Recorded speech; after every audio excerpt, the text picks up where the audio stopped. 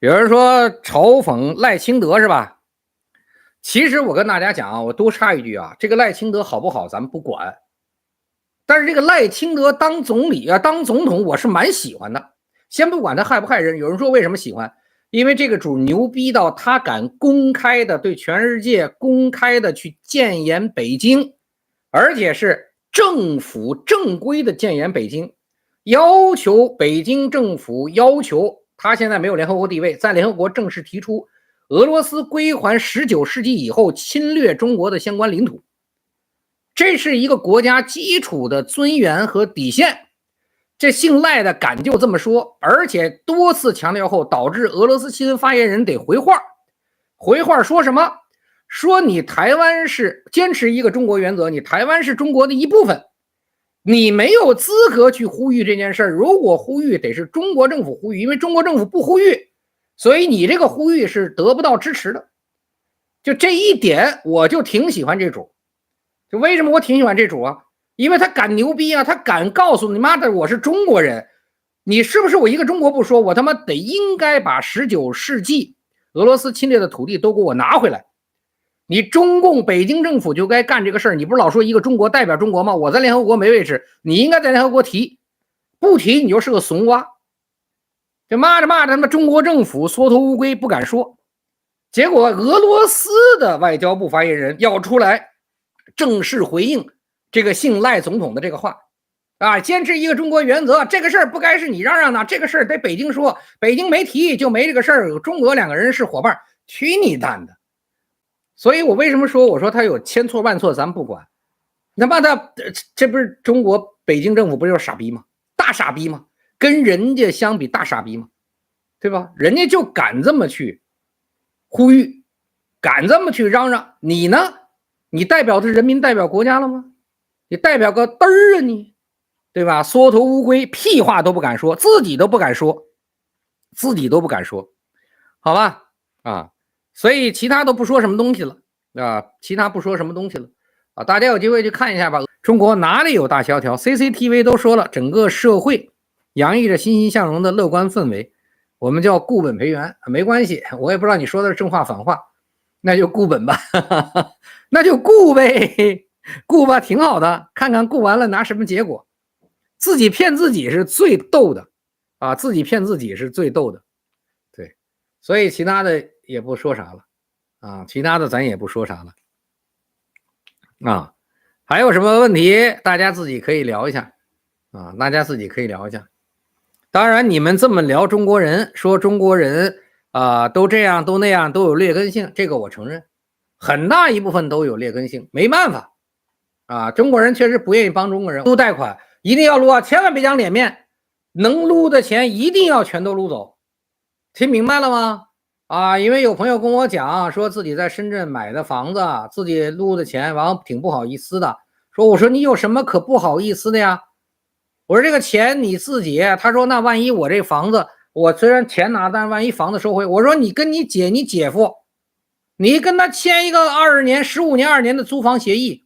找一个公证地方做一个公证，租房的公证，写一个必然的理由，这房收不回去，收不回去，听得明白了吗？而且现在也没什么优势，所以一拍二拍都流拍，你咬个牙等个3、5年，不良资产处置的时候3、4折，你还有条件再买回来呢，对吧？那你要干嘛呀？对吧？1000万的房子，您现在如果能贷个700、800万出来，用这么多年，将来不要就不要了，真正要的话，等流拍您3、400万再买回来呀，忍个几年，然后呢，钱你就肯定得撸出去，转出去用，别让他们能够给你查到钱，剩下房子签一个租约，租给身边的人，你住着就完了呗，啊，你住着就完了呗，那叫善意第三人，又不能把人赶走，所以一定别要脸。您在中国，您想想，您的对象是最不要脸的中国共产党，他给你制定的所有规则都是这样的，所以在中国最苦的、死的最快的就是所谓最要脸的人。大家听得明白了吗？所以能撸的一定要撸，要坚定的撸，咬牙切齿的撸，听明白了？不然你死的就是自己，坐不了牢，6、7以上。哎呀，跟大家发过多少次了，政府谁也不是政府。他是银行，他也不愿意得罪人，他也怕你找人到他们家把他孩子捅了。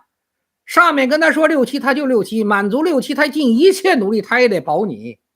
听明白？我说给你贷款的人，谁跟你都没私仇，不会往你往死了害啊，不会跟那王家那傻逼似的，懂了吧？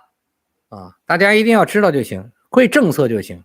对，信用卡不要用，信用卡不要随便透支，那算信用卡诈骗啊，信用卡是有可能诈骗的啊。网贷不用6个月，我说是房贷啊，房子抵押贷，你就是房贷要还嘛，你拿着房子做抵押，你每个月还房贷嘛，6个月，网贷不用啊。网贷去网上看看现在多长时间要还多长时间，但是也不能今儿借了明儿就不还啊。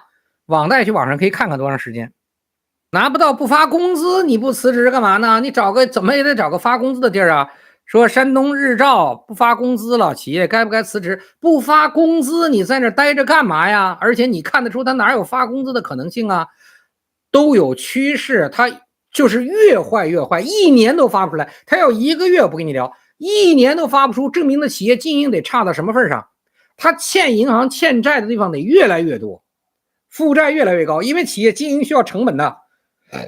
不发工资也要成本，还赚不回这个圈来，你在这待着干嘛？赶快换工作，有钱的工作。中国刑事公诉增多，前2年都翻倍。是这样子，就是现在呢，因为政府紧张，所以导致的原因是能抓全抓，能诉全诉，能关全关，而且都走快捷通道。大家明白了吗？所以现在呢，就是特别是跟钱有关的事儿。民事责任一定刑事民事分清了啊。刑事，你们知道这次为什么骑行那个撞死小孩那司机，那是交通事故啊，标准交通事故。为什么刑事给人带走了？就是按现在这个原则，怕闹事儿。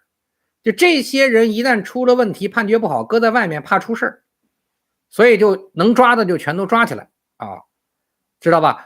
撸口子跟这没关系，我再说一遍，那是民事责任啊，民事的没人管。我说是刑事。